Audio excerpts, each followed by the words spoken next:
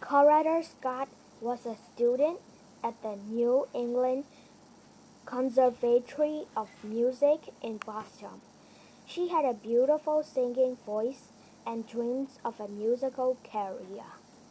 She was born on an Alabama farm.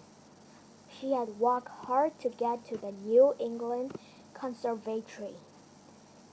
A friend introduced Coretta Scott to Martin Luther King Jr. King fell in love with the lovely young woman right away.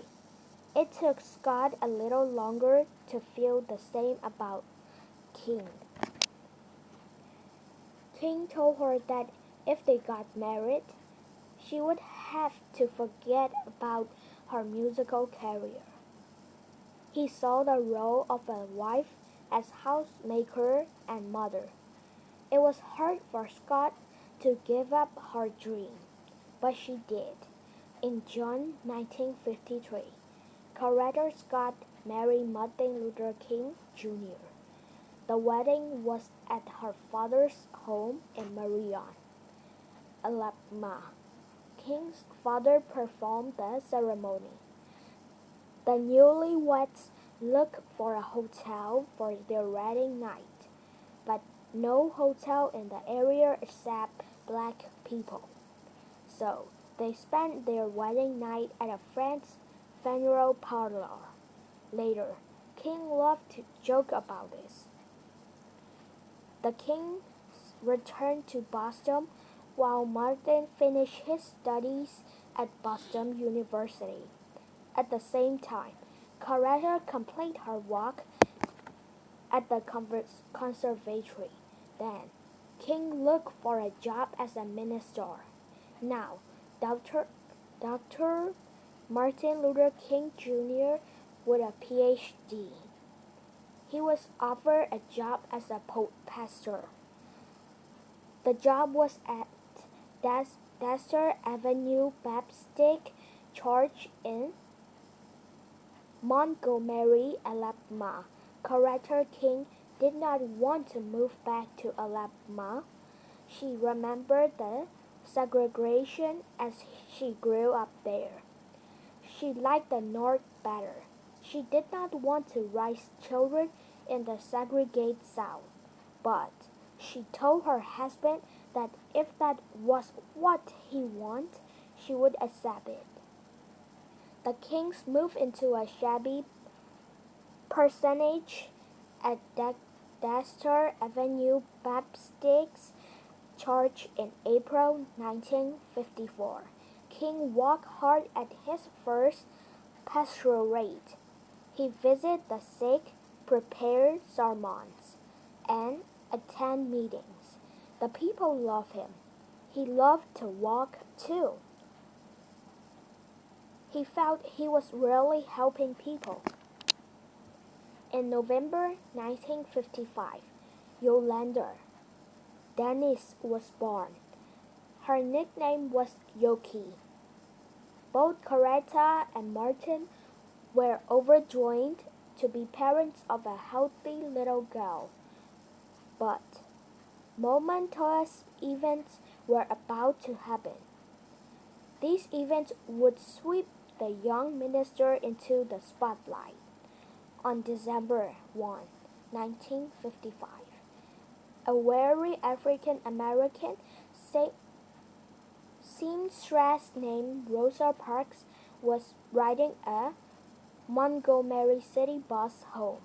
She was asked to give up her seat to a white man who had just boarded the bus.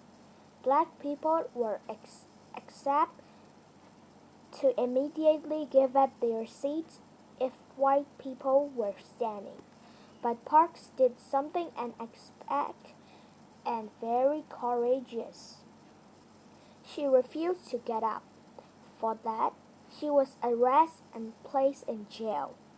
The black people of Montgomery saw the arrest of Rosa Parks as a chance to do something about bus segregation. The United States Supreme Court had declared school segregation and constitutional. Now, they hope to take the case of Rosa Parks all the way to the Supreme Court. They hoped that segregation on public transportation would be declared unconstitutional too. But they need someone strong and brave to lead them in this fight. Martin Luther King Jr. was chosen as president of the Montgomery Improvement Association (MIA). This group planned to call attention to the unfairness of bus segregation. They were going to do this by boycotting the Montgomery buses. Rosa Parks went to court on charge of refusing to obey a bus driver's order to yield her seat to a white man. The bus boycott was scheduled for this day. 30,000 black people, from children to the aged, usually rode the Montgomery buses on December 5. They were told to all stay home or find some other way to get where they were going. The weather was cold in Montgomery that day. King wondered if people would be willing to walk to school and walk. Early in the morning, he waited nervously to see if the buses would be empty for black riders as he hoped. Chapter 4. When Coretta and Martin Luther King Jr. saw the first bus coming down the street, they shouted with excitement. It was empty. All over Montgomery, it was the same story. Black people, carpool or walk. The bus boycott was a huge success. Rosa Parks was convicted and fined $10. The convictions would be appealed. Maybe it would go all the way to the federal courts. Hopes were high that bus segregation could be ended and called unconstitutional. Meanwhile, the bus boycott would continue.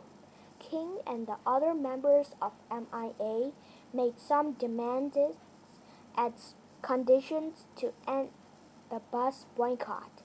Black drivers had to be hired where the riders were mostly African American. Seating on the bus had to be first come, first served. If a black person had a seat, he or she could not be forced to give it up to someone who boarded the bus later. Finally, many white bus drivers were treating their black passengers rudely. Elderly black women were called gal, and mature black men were called boy. This had to stop. Black riders want to be treated with the same courtesy as white people. Many white people in Montgomery blamed King for the bus boycott. The bus company was losing money. White business in town were losing their many black customers. King received threatening phone calls. Then, King was driving 30 miles per hour in a 25 miles per hour zone. The police stopped him. Instead of just giving him a ticket, the police threw him in jail with criminals. When many black people protest around the jail, King was freed until his trial date. But the harassment continued. Every day, hate mail came to the parsonage. Coretta King was worried about the safety of their baby. She dreaded the ringing of the phone because so many of the calls were threats. King himself feared that something violent might happen. He told his followers that no matter what happened, they could not answer violence with violence. King looked at his wife and baby, and a terrible thought went through his mind. He realized that he might lose them if angry whites attacked the house. King was so worried about his family that he felt he could not go on as president of the MIA. He prayed for strength. Then he felt as if a voice were telling him he had to stand up for justice no matter what. On January 30, 1956, the bus boycott was still on. King was at a church meeting when someone came to him with dreadful news. His house had been bombed. Carter and his baby daughter were inside when it happened. King rushed home to find his family and heart. Only quick thinking saved them. Carter King heard a thud on the front porch and ran to the back. The thud was a bundle of dynamite sticks. The dynamite exploded and ripped out the front window. Glass was sprayed all over. News of the bombing spread through the black community. The people were angry. A large crowd gathered before King's damaged house. Some of them talked about getting the people who did this, but King made a powerful sermon. He told them they had to love even the people who commit violence against them. Then King led everybody in singing the old hymn, Amazing Grace. Violence has been averted. The business people of Montgomery were losing a lot of money from the bus boycott, so they demand action. The county grand jury indicted Martin Luther King Jr. and the other MIA members. They were indicted for the crime of running an illegal boycott. When King came to trial, he was convicted, but King appealed.